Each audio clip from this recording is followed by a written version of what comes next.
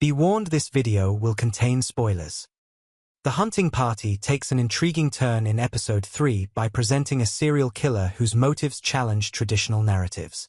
This particular murderer isn't driven by personal revenge or psychological trauma in the usual sense. Instead, her justification for killing is tied to an environmental cause, one that, on some level, taps into a real-world debate. The idea of protecting wolves and preserving land adds layers to her character that make her more than just a typical villain. She isn't merely acting out violent impulses. She believes in a purpose beyond herself, which Garcia finds particularly compelling. Garcia's reaction to the reveal of the killer's gender is just as interesting as the character herself. In most crime thrillers, the archetypal serial killer is male, making this deviation from the norm immediately noteworthy. The show doesn't just use this as a gimmick, it leans into the backstory of the character, showing how her experiences and betrayals shaped her into who she is. There's something unsettling yet fascinating about how the pit played a role in her transformation, leading to the question of whether she was always destined to become a killer or if circumstances forced her down that path. Garcia acknowledges that the ability to empathize with her doesn't mean justifying her actions, but rather understanding how so-called monsters are created, which is a crucial distinction. Beyond the serial killer herself, what truly makes the hunting party stand out is its ongoing mystery surrounding the pit. Serial killer narratives are nothing new, but the show elevates the concept by weaving in a larger puzzle. Why were these killers secretly detained, and what kind of experiments were being conducted on them?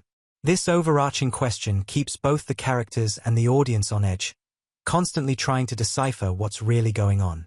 Garcia pinpoints this mystery as the show's strongest asset, as it doesn't just focus on individual cases but presents an unsettling conspiracy that fuels the entire narrative.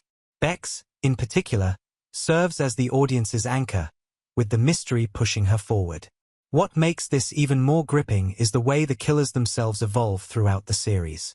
Rather than remaining static figures defined by their past crimes, they become something else, something potentially more dangerous. The show implies that whatever happened in the pit didn't just contain them, it changed them. The idea that experiments could somehow refine or enhance their darkness raises compelling ethical dilemmas. Can a person be held accountable for crimes they haven't yet committed?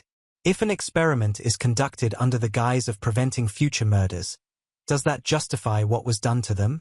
Garcia admits to being torn by this very concept. She doesn't agree with the idea of punishing people for crimes they haven't committed, but she recognizes that the moral ambiguity of the situation makes for incredibly compelling television.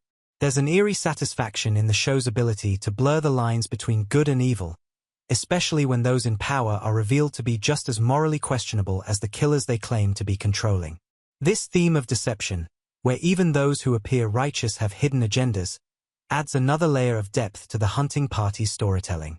But what do you think? Does the show's take on a morally complex serial killer make her more interesting, or does it blur the lines too much? And what about the central mystery? Does the idea of the pit experiments change how you view the killers? Drop your thoughts in the comments.